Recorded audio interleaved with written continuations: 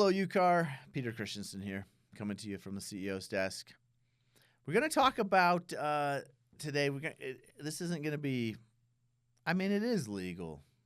It is a legal topic, but a little different spin, I guess. So we're going to talk about the process of our legislative process here in Utah. So the legislative session just started and this week, and you'll hear us talk about it. And it's something we actually pay attention to as an organization, and for good reason.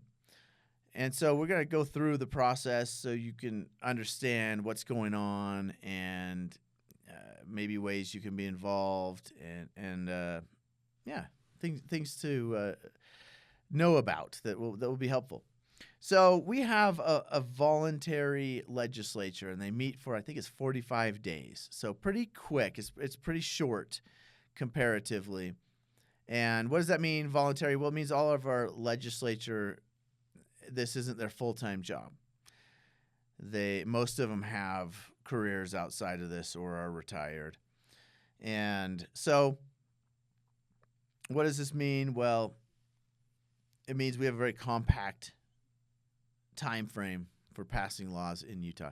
It doesn't, unfortunately, mean that they don't pass a lot of laws, because they still manage to do that. It's just in a short period of time. Then they do meet periodically throughout the year in what they call interim sessions, and they can also call a special session if needed to conduct some business. But we're not going to worry about those.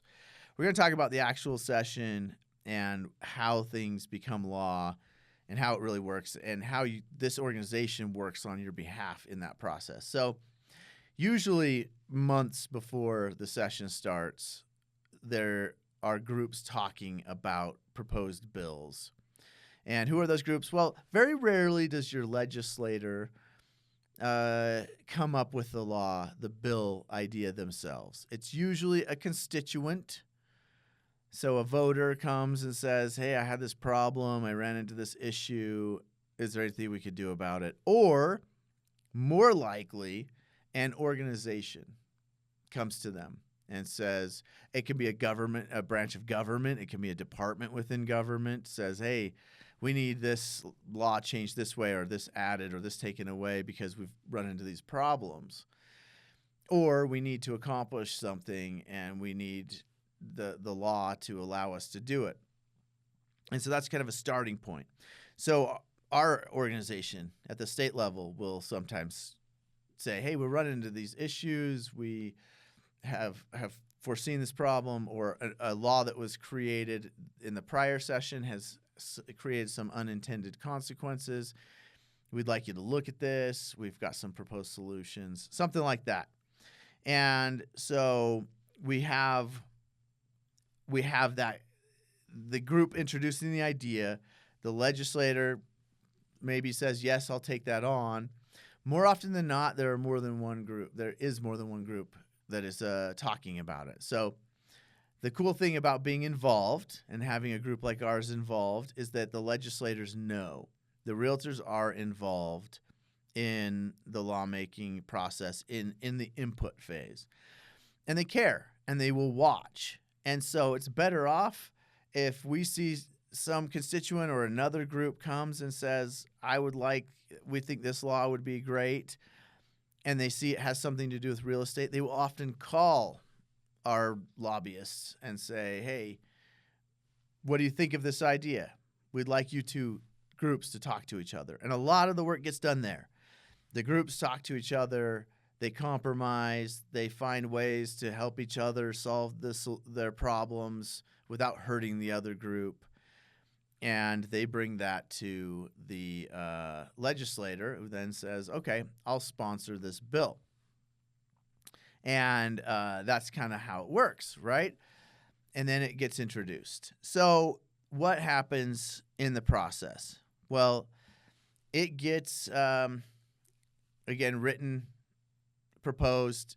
There's usually help drafting it from attorneys that work for the state, work for the legislature.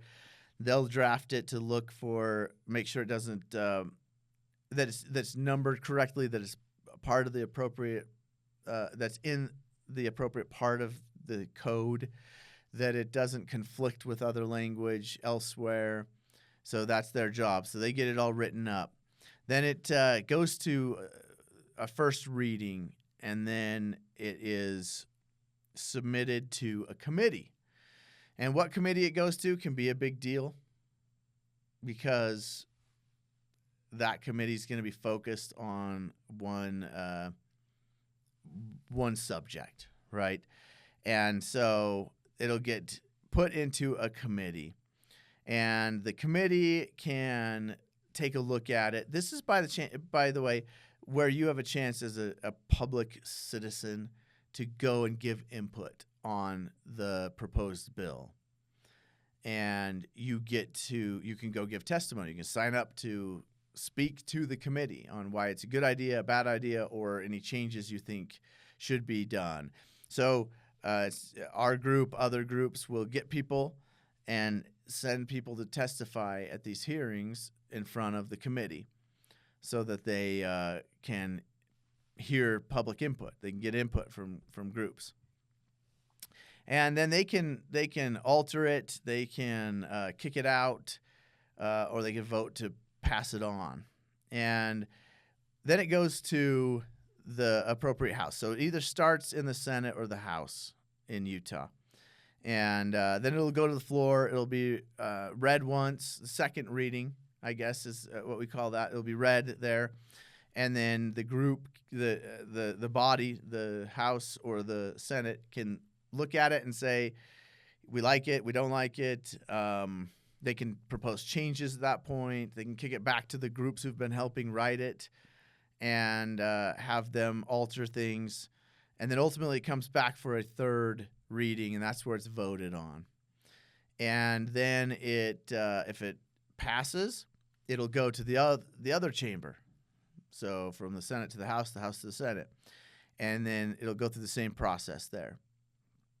And once it is approved and voted on by both chambers, then it goes to the governor for a signature. And the governor can, of course, veto it. And then there are options for the legislature to try to override that. But basically, that's the process it goes through. This all needs to be done within those 45 days. So if it does not clear the chambers and it's sitting there, maybe it's on its second reading in the second house, then or second chamber, but it just doesn't get to the third reading, it's done. It's gone. It can languish in a committee. It can sit there and never get up for a vote. They keep putting others in charge, in higher priority. And we have so many bills proposed every year that a good chunk of them never make it to votes and never make it through the process. And so, yeah, that's the process basically. Well, the good thing is you don't have to pay attention to all that. Awesome if you do, but that's a lot, right? There are a lot of bills proposed, and you'd be reading hundreds of bills every day to try to keep up. And we have a group that does that, and they look to see, is anything going to affect property rights? Is it going to affect your business rights as independent contractors? Is it going to affect real estate transactions? Is it going to increase the cost of real estate? Is it going to affect the development process? They're looking for these things. And then what they do, and I really admire this about our lobbying group, is instead of going scorched earth and saying, we're going to oppose this bill, we think this is terrible, we're going to go try to get everyone to really dislike this bill with passion. Instead, they go to the sponsor of the bill and they say, hey, what is the issue you're trying to solve here? We see you've said we would like to require this or that in a real estate transaction. What are you trying to solve? And the group, the sponsor will say, well, it really wasn't me who wrote this. It's this group or this citizen or this person or whoever. And this is the issue as I understand it. Why don't you get with them and talk to them? And then it gives them a chance to go and say, hey, how can we help solve your problem without unnecessarily hurting the real estate business or hurting private property rights or increasing the cost of a transaction in the state of Utah. And more often than not, they're able to work out a solution that everybody's happy with, and it's pretty cool. So I used to think, lobbying and special interest groups, those are bad words, until I saw the process and realized that legislator who, maybe is an accountant, he or she may not be an expert on real estate transactions. They're really good at their job and what they do when they're not in the legislature, but we can't expect them to be experts on every facet of the law. And so that's why special interest groups are important, because they are experts. That's what we do all day, is we think about real estate transactions, affordability, private property rights, and we get to watch. And when a well-meaning legislator puts out a bill that has negative consequences on one of those aspects of real estate, we're able to jump in and say, hey, did you realize it's going to double the cost of a transaction, or it's going to do this, unnecessarily burden the buyer or seller, or it's going to ruin this property right? And they usually say, no, we didn't realize that. Here's the problem we're trying to solve. Well, let us help you. And we can come to a better solution that way. And it works with all different types of industries. So it's the same thing when the realtors propose, hey, we see an issue, we'd like to address it in the law. Would you consider amending the law like this? Great. Well, the bankers or the title folks or whoever the cities may come and say, okay, this hurts us in a way you're not seeing. And then we get to sit down and talk about it. Well, how can we solve the problem we're trying to solve without causing unnecessary harm to the cities, to the bankers, or whoever it may be, whoever it may be. And we get to work with other industries. Why? Because they're paying attention too. And so it works, and we get these compromises that make the bills better, make the laws better at the end of the day. And do we get it perfect? No, of course not. But that is really how the process works. And so how do you get involved? Well, we have legislative committees. We have them at the local level here at UCAR. We have them at the state level. And it is our members that help guide the policy for our advocacy efforts. So at the state association, those bills are brought before the legislative committee, and they get to look at them and say, yeah, we do care about this. No, we don't. And that gives the lobbyists direction as to which bills to pay more attention to, which to let go, not worry about. And they get their direction from the group of members. So we get the input of our membership in that way. So it's pretty cool. Pay attention. The UAR will put out info on how you can watch what's going on at the legislature. By the way, they stream almost all the hearings and sessions up at the Capitol. So you can plug in. You can actually read any bill you want to read. They're all publicly filed. And you'll see there's a ton of them. They're sometimes really hard to understand.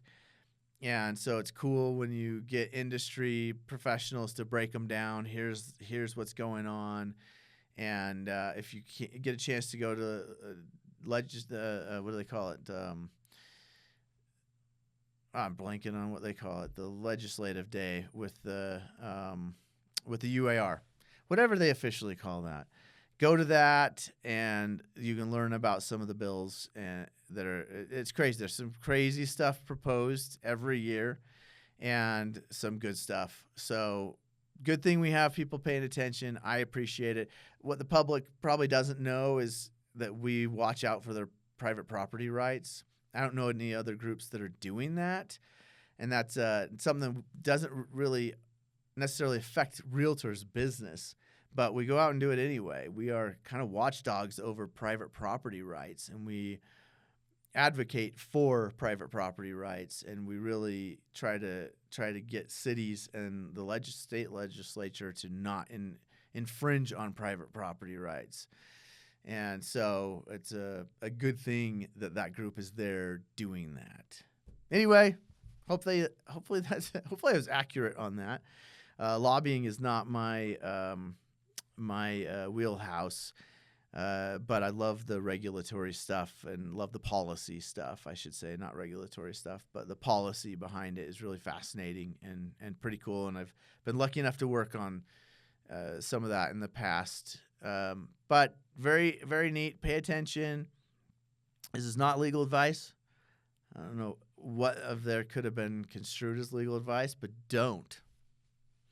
Not legal advice, legal information only. Thanks for tuning in.